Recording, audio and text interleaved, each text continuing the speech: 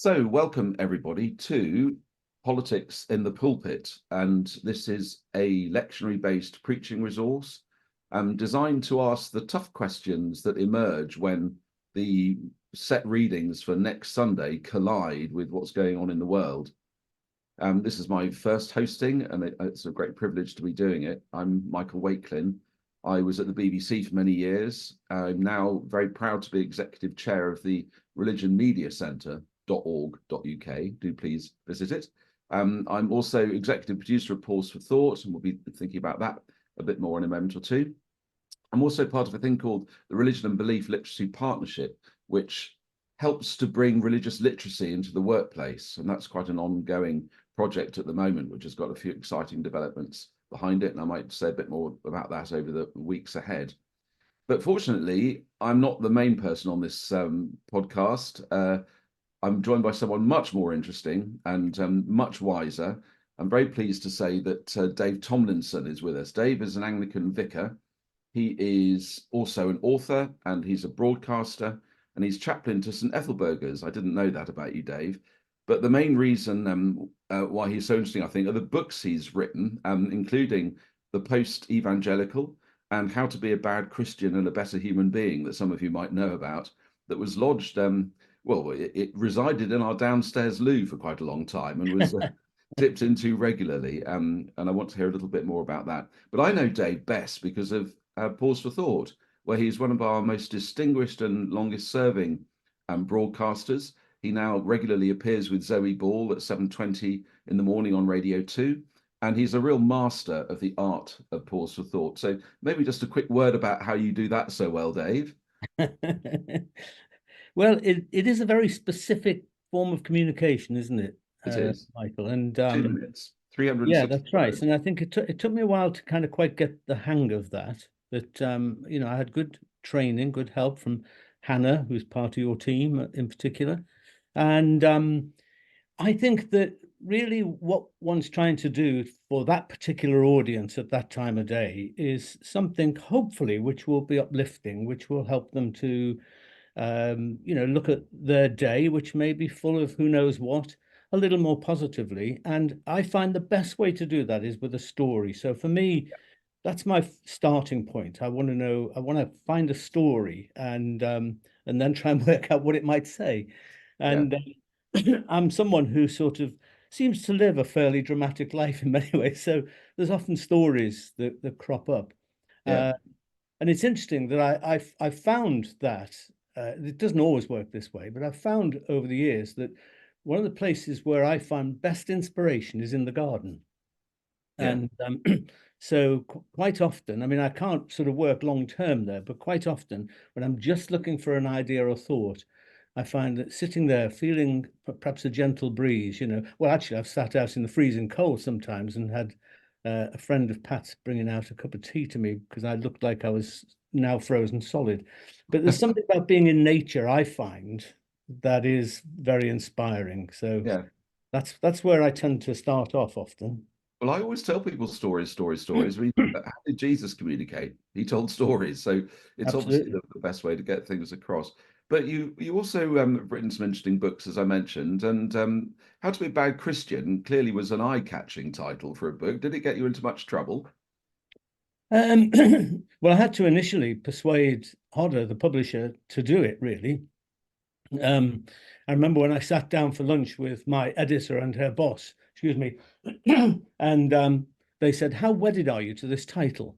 So I said, "Quite wedded, really. I think if I didn't have that title, it would be another book. The title is kind of the book, really." And Yeah. but they were worried that perhaps the kind of the Christian bit would put off the wider audience, who I was very keen to reach.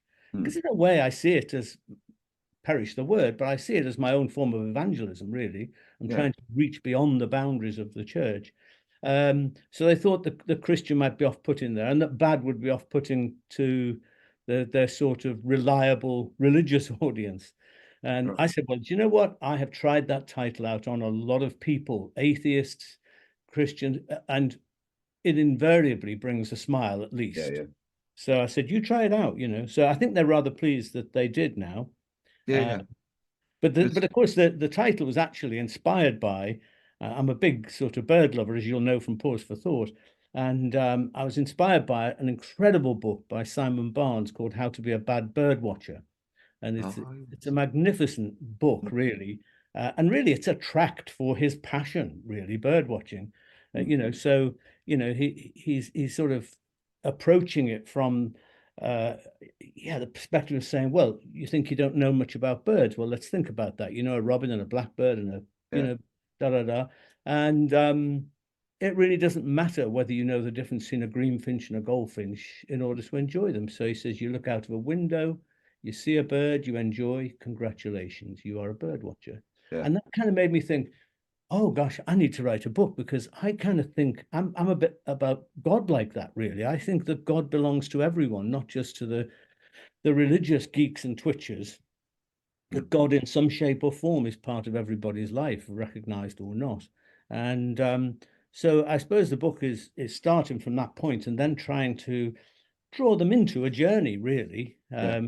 So that's how the book came about. Well, I'm certainly a bad Christian. I'm also a bad bird watcher. I love my birds too. So we have a lot in common, I think, me and you. Yes. But you're famous initially. I think the first time I ever heard about you was that you had opened a church and a pub. How long ago was that? And is the church and the pub still going? It isn't, no, but that was actually right at the beginning of 1990, and I'd had a background prior to that as a leading figure in the kind of house church movement in this country, and I'd kind of gone through quite a crisis about all of that, and felt more and more like a square peg in a round hole. And so I'd kind of left. It was almost like career suicide, really, because we were kind of well founded, and leaving all that with not knowing where we did belong. But I did have our kids, and I did have some of their friends, and I had a few other people around who were all pretty disaffected with church. And what I discovered then is that there's a lot of people like that. And so when we started off in our house, actually, and then when somebody said, can we meet in a pub, I thought, well, I don't know if that is even a thing. But Pat, who is my wife, who is a safer person for going on a pub crawl than me, she went round checking out pubs and found one at Clapham Common, and so we were there for 10 years. And over those 10 years, there were thousands actually of people who passed through Holy Joe's. It was somewhere that people came to for a while, people particularly whose faith was unraveling, and they didn't know if it would ever go back together again. And this was a place where it wasn't someone telling you this is what you're supposed to believe, but really giving the space for people to explore that for themselves with a bit of guidance. And out of that, actually, 6 or 7 people became ordained, including me, who found a home in the Church of England, which has served me well, and I hope I've served them well. Well, you may or may not be pleased to hear that there is a church opening in a pub in the village I live in that I heard about only yesterday. Fantastic. It's just opened up apparently, so I'm going to go and explore that. I mean, it's interesting, isn't it? There is a parallel, and often in villages, these are the two things that sit there. And I have thought sometimes of writing a book about Christian church leadership based on the model of a good pub landlord. Yeah. Because I think there's a lot to learn from a good pub landlord, and there are some bad ones around, but like there are some not so good vicars. But I think that there is a lot that you can learn about being that genial, hospitable host, creating a space where things, can happen. And that's definitely what Holy Joe's was about. Well, we're going to come to the news shortly, and then we're going to get on to the reading shortly and hear your wisdom on that. But I've allowed myself just 20 seconds on football. I know it's a massive turn off for lots of people, but Norwich beat Ipswich on Saturday, which I know. Norwich fan is a massive joy. I'm almost ashamed of the deep happiness it brings me. And I know Ipswich supporters, I love them very much. There's no problem with all that, but it does have some kind of Neanderthal effect when you're kind of tribally playing your great rivals. And of course, they were expected to beat us and they didn't. You may now have 5 seconds on Liverpool. Would you mean the center of the entire universe? Yeah, well, we had a disappointing day yesterday, Yeah, I Uh, imagine that was a bit frustrating. yeah, we had a Anyway, draw with Man United, but yeah, yeah. enough football. Um, Dave, okay, so we're looking at this, the place where politics and our set readings for next week collide, and whether there's any kind of links we can draw between them, looking through the scriptures that we've been set. So I think if you listen to the news at the moment, watch the news, it's so awful that Mm, I often can't watch it or listen to it now. But it's very important in a service, I always think, to make sure the intercessions are very relevant to what's going on in the world. And this week, particularly, if you think of the things you've seen on the telly, heard on the radio, the Taiwan earthquake, there's terrible violence in Haiti, there's continued suffering in Yemen and Syria, which tend to get forgotten about because the horrible focus is always Gaza at the moment. I was listening to a report from Orla Garing the other day, about a girl who was rescued from the rubble, and she came round to discover her entire family had been killed, and I burst into tears. mm, mm. Don't often do that, but it was so ghastly, and so I felt so powerless. And we're not here to talk about the politics of it all, but it's painful, isn't it? Very painful, definitely. And I think, I think it's right that you introduced the intercessions there, because actually this is a very important part, I think, of a Christian gathering, because it's not a place where we're trying to, say anything, work out theology, or play politics, but it's a place where we come and lay what we're feeling before God. And it's interesting. I mean, the Psalm this week is Psalm 4, isn't Oh it? yeah, Which would classify really as a psalm of lament and protest. Really, I mean, it's thought that it was initially thought, or for a long time thought, that it was sort of David speaking to Absalom, to his son, and later that's been sort of thrown into question, but that doesn't really matter what the background is. It's somebody crying out in anguish about something that's not fair, basically. yeah, And I think this is where the Psalms are so important, really, in our worship. I call the Psalms religion from the guts. yeah, There's no pretense about trying to be theologically correct mm, or politically correct, or I mean, some of them are just awful. mm, The famous one, of course, of wanting to bash the little ones' heads on the mm, stones and so on, when the people were exiled in Babylon. But the point is, it's not trying to say the right thing. This is spilling your guts out to God. And I remember somebody quoting a long time ago. I don't know if I don't know where it is, but somebody said that John Wesley said something to the effect of that we would be far better if we expressed our anger into the bosom of God.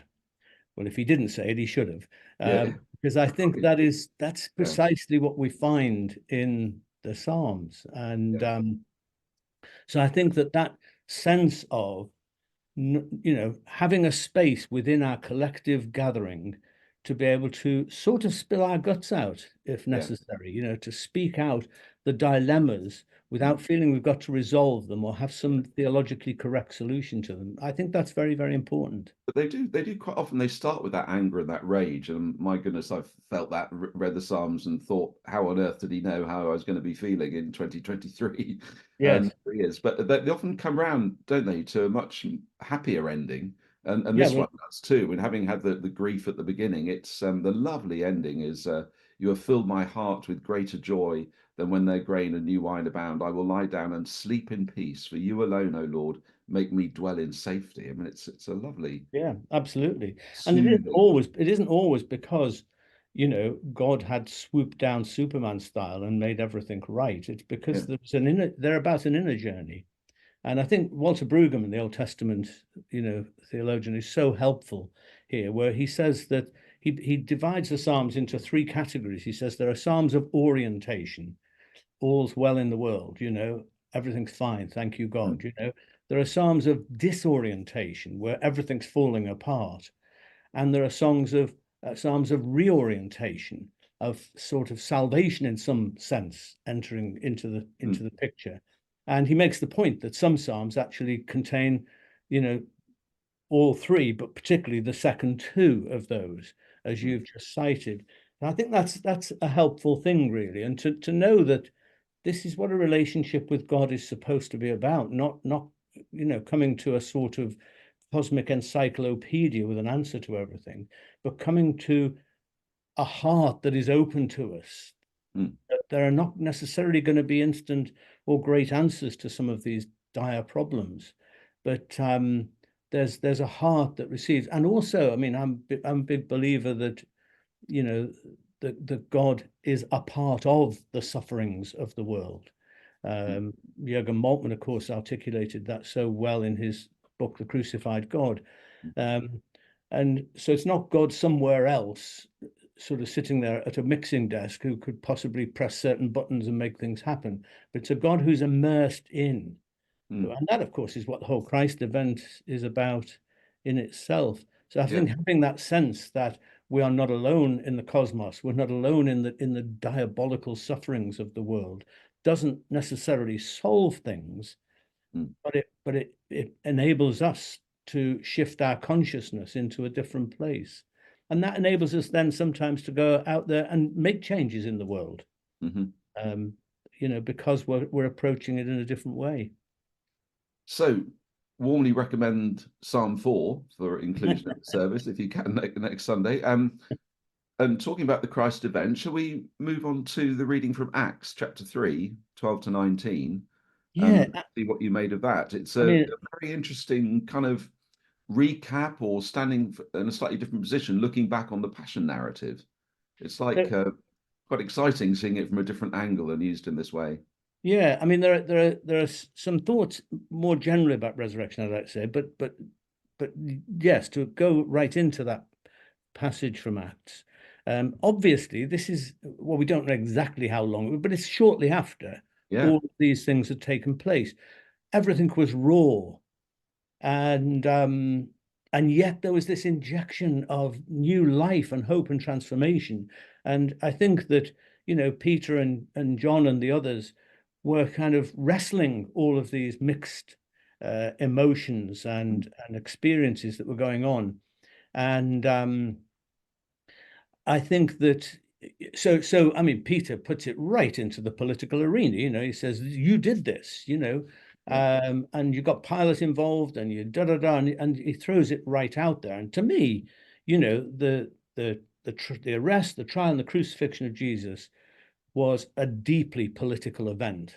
And I think that's often lost as we sort of paper over it with a lot of more kind of life hereafter stuff or personal salvation stuff, whereas the events themselves are very political events.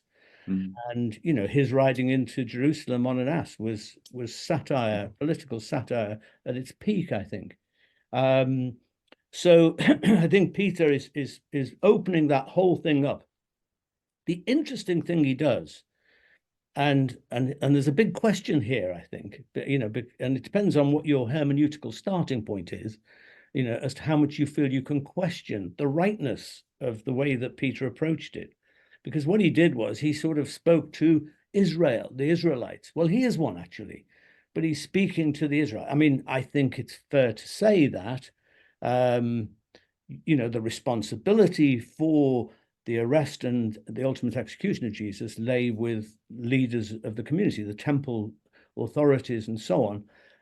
But he kind of goes out and generalizes it, and he speaks to all the people. And was he right in doing that? Was he perhaps being overtaken with his passion, having seen a crowd who were all swaying this way and that way?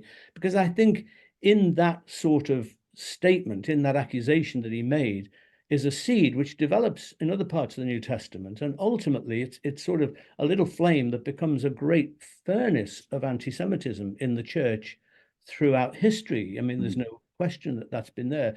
And quite a lot of it comes down to, I mean, you've got a lot in John's gospel too, where the Jews are spoken about, when I think a more sort of balanced appraisal is you're talking about certain authorities within it. So we're dealing really with politics at that level, rather than speaking in this generalized way about the whole masses of people. So it's an interesting one, the Acts, because it brings those mixed feelings up. I've got such great sympathy with Peter and the boldness with which he stands up and puts out this responsibility on the people. But I've also got a question about the wisdom of exactly how he went about that. Yeah. I'm interested in the way, something you said a few minutes ago about the earliness of these words. I was talking to an academic at Edinburgh University, a man called Larry Hurtado, who really focuses on the early beginnings of Christianity. And he pointed out that in some of the letters, when Acts is probably a little bit later, but in some of the letters, it's literally written 2 or 3 years at most after the events of the crucifixion and resurrection. And how amazing it is that his followers, Jesus' followers, have turned him into a god, totally blasphemous and heretical at the time, and so quickly. I mean, we can think of people we may have lost in the last 2 years who we drank with, ate with, walked around with. Yes. Actually, turning him into a god is very extraordinary. And there's a little passage in verse 13 here, 13 to 15, which seems to me to be a very early liturgy developing, and something that was obviously sort of said and repeated quite a lot. It begins, "The God of Abraham, Isaac, and Jacob, the God of our fathers, has glorified his servant Jesus. You handed him over to be killed, and you disowned him before Pilate, though he had decided to let him go. You disowned the holy and righteous one and asked that a murderer be released to you. You killed the author of life, but God raised him from the dead. We are witnesses of this." That seems to me quite a formulaic, there's almost a rhythm to it, Yeah, like there a is, absolutely. creed that they may have sort of repeated it amongst themselves. And I love that line, "You killed the author of life." Mm, An amazingly powerful insight. absolutely. Absolutely. Um, and yet, you know, the whole thing that they're about is the fact that the author of life is not dead, that life is still Yes, there. In fact, they're in a whole new dimension with a new power. Uh, yes. yeah, definitely. And that line, "we are witnesses," of course, is very relevant to the reading from Luke's Gospel, if we may turn to that. Luke chapter 24, verses 36 to 48. Now, I don't know what you read on in church on Sunday, but we have the story of doubting Thomas in John's Gospel, Oh, and this really? is Okay. obviously very resonant of that. What would Yes. that Well, have been like, Dave, I wonder, to be in that room where Jesus suddenly appears? yeah, no, well, it does seem to be a sort of parallel passage, doesn't it? And of course, you've got this a lot in the Gospels where you've got sort of different versions, and to me, the accuracy of one against another and all that sort of thing is not really a big deal. I don't think this is not history in the sense that we understand it now. It's not sort of, you know, an accurate biography that's being written of Jesus. Uh, these, as you've already intimated, are accounts that were written a long time afterwards. In the case of, you know, of Luke's gospel, and even more John. And so they're overlaid with their own kind of reflections and theology and so on. I don't have any problem at all with that. I don't feel any compulsion to need to sort of say that everything is kind of like literal history, because then you have all kinds of problems with the kind of synchronizing of them. But it is an amazing story, and I think what is so striking here is, well, there's this whole mysterious weirdness about this body that the stories are telling us Jesus inhabited. Um, Certainly, we can say that whatever else the resurrection was, it was not a resuscitation of a body that sort of came back and sort of carried on as before. But Uh, why do they make the point that in this case, you know, I'm not a ghost, you can see my flesh, you can see my blood, and then he eats some fish? I know But why go to that extent? it's an interesting thing, isn't it? And it almost feels like the writer is kind of forcing a point here. Yeah. Um, but I suppose it's how it's in, you know, what is the reader's response to this? How do we read it? How do we sense it? To me, and what I feel from this is a sort of reinforcement of the basic sort of Christian belief in the resurrection of the body, which to me is a way of saying that bodies matter. And I couldn't help, when I was reading that thing there, of thinking about the bodies which are hungry, the bodies which are in pain, here are the wounds, um, and so rather than kind of wrestling around with the sort of stuff that in the end is rather speculative, we just don't know. To me, the more kind of concrete thing I take from it is that Christianity fundamentally says bodies matter. Mm-hmm. And that actually is a deeply political stance to take, because when you translate that into our world, then yes, there are bodies, as we've already said, in Gaza, in Haiti, and all over the place, which are suffering immensely. I always like to bring art, and as well as poetry and sometimes music, into my sermons. And so having some kind of means to project is quite important to me. But excuse me, there's an iconographer called Kelly Lattimore. I don't know if you've heard of him, an American iconographer who is just wonderful in the way in which he can translate the sort of images and stories into today's world. And he's got really a fantastically moving icon of that formulation of the Pieta, where Mary is holding the dead body of her son. And he's reconfigured that into an image of George Floyd as the Christ figure, and being held by his mother. And the icon is actually called Mama. And it's an incredibly sort of powerful translating of this story into this world, and saying, it was political then, it's political now. And I think what's important for us particularly is to see where the political implications of the scriptures and these stories are in our world. And that is so wonderfully done in his icon of that. And his resurrection icon sort of takes a similar sort of line, in which there is a clearly black Christ who is arisen, who's coming out, and it looks pretty much like the sort of typical Orthodox icon, except he's sort of placed in a different context. In the background, you can see a sort of city, empire is there, sort of thing. This is something that's happening over against empire, and this black Christ is standing there, and there's the sense of people who are in need of healing, who are in pain, and so on, that he's come out. And so it's a kind of, I think it's the resurrection, I think, is a statement of God's commitment to hope for all. And that icon sort of encompasses that. So when I look at those sort of body references in Luke, I'm puzzled, as you and probably most of us are, as to entirely how to make sense of that. But what it speaks to me is of the value, the importance of bodies, and therefore the whole politics of bodies comes into play for me.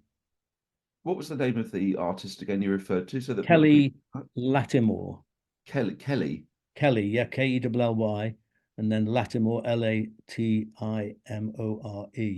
And if anyone wants to check him out, I mean, his work is just astonishing. I mean, the images he has of the Holy Family at in the sort of birth narratives and so on, of homeless people, sitting underneath a bridge, a couple with a little baby, or clearly refugee family traveling through the night. There are lots, but there are all kinds. I mean, he's icons of lots of other figures in history too. And I think that actually that's what I love about it, is that I think that approach to iconography is actually an exercise in hermeneutics, because he's taking a story from here and putting it over there, or bringing it into our world.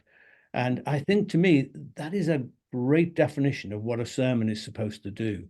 I think I've heard some wonderful kind of, Bible expository sort of sermons and so on, which may interest you, but you go away and have your dinner, I think that sermons are basically a hermeneutical exercise, because it's translating, the way it's often put in the world of hermeneutics. There's a book called The Two Horizons, and it is about these two horizons. There's a horizon of the text, what was going on there, and that's a kind of limited horizon to us because it's a long way from us, but we try to understand what was the horizon of these people, what were they seeing, what were they thinking, what was going on there. But then there's our horizon here, and the hermeneutical task, and I think the task of preaching, is to try to bring those worlds, those horizons, into some sort of alignment where we can then not just be looking at events in the past, but feeling the impact of them here in our world.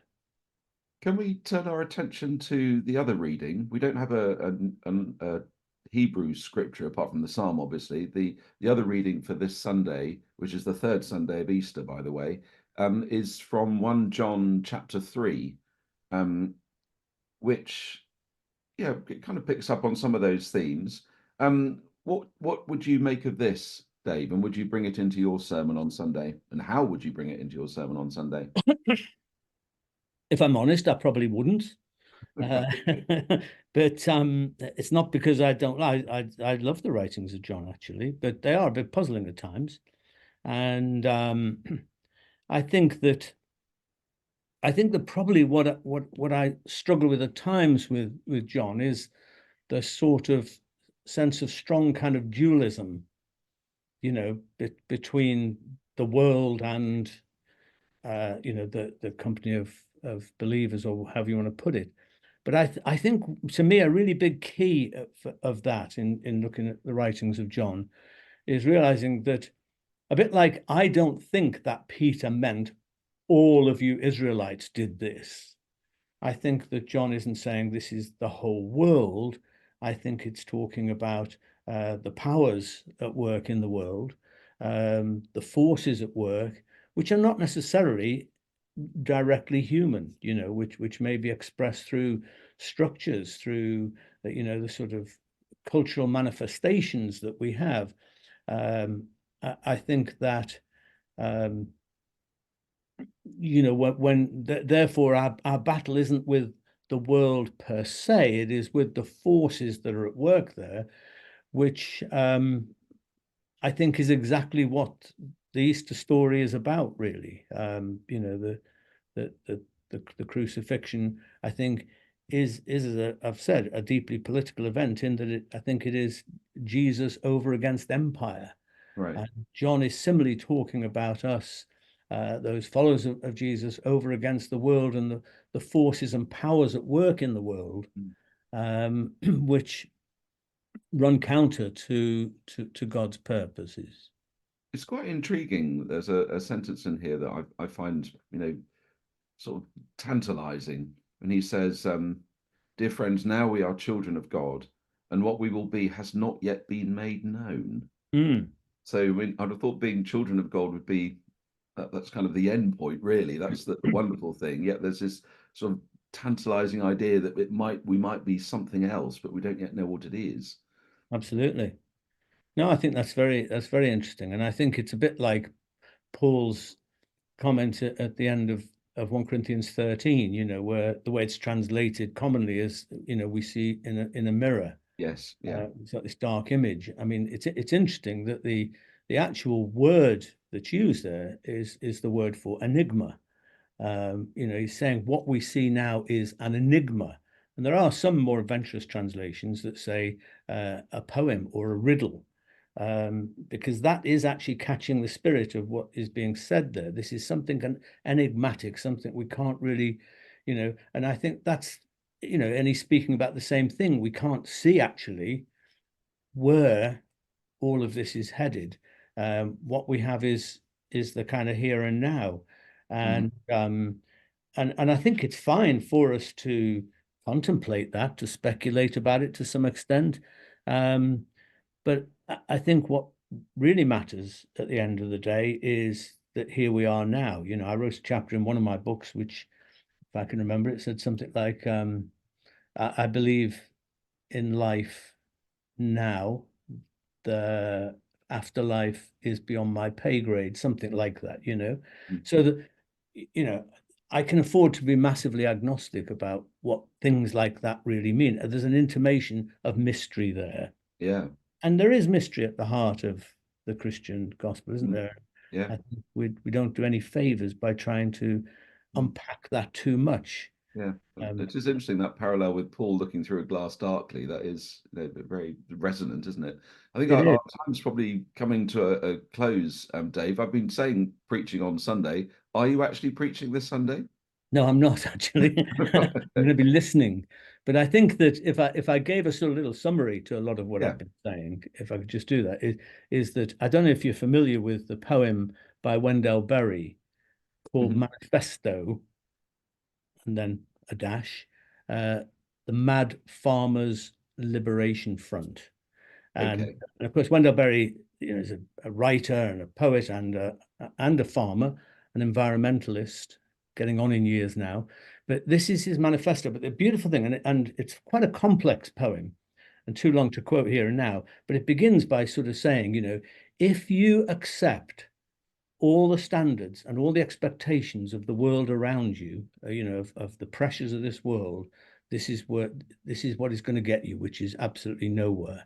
And then it goes into this, launches this great thing of things that we should do, which are it's just a magnificent sort of litany, but it all comes to a climax in the final sentence of the poem is practice resurrection. And Right. it seems to me that the whole rest of the poem, and it's well worth anybody going away and looking at, is basically an exposition or a commentary on that one phrase, practice resurrection. And it seems to me that, it's very easy with something like the resurrection, which is a contentious issue in amongst Christians and certainly in the wider world. It's very easy to sit down and just sort of have abstract conversations about the resurrection. What did happen? What didn't happen? What does it mean? Da, da, da. Whereas I think that he's caught something very powerful there by saying what we're really called to is to practice resurrection, to Mhm. imbibe the living Christ, and to find ways to express that, not just in our personal lives, because a lot of that poem is speaking out into a much more political context and saying this is the sort of people we need to be in the world. We need to be people who care about others, who care about the planet, who embrace mystery, and so on and so forth. It really is, I think, a very powerful thing. And what's the name of that poem again? It's called Manifesto, semicolon, the Mad Farmers Liberation Front.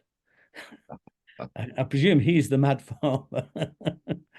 That sounds excellent. I must very definitely look that up. And if I was preaching this Sunday, which I'm not either, I would pick up that idea, practice resurrection. I think that's a tremendous It's a theme very and a great powerful mission. thought, isn't it? Absolutely. So, Dave, you've been terrifically interesting, as I thought you would be, and I found it most enlightening. I hope people watching this have done as well. And thanks for being my first guest on this podcast. And I shall look forward to your next Pause for Thought script.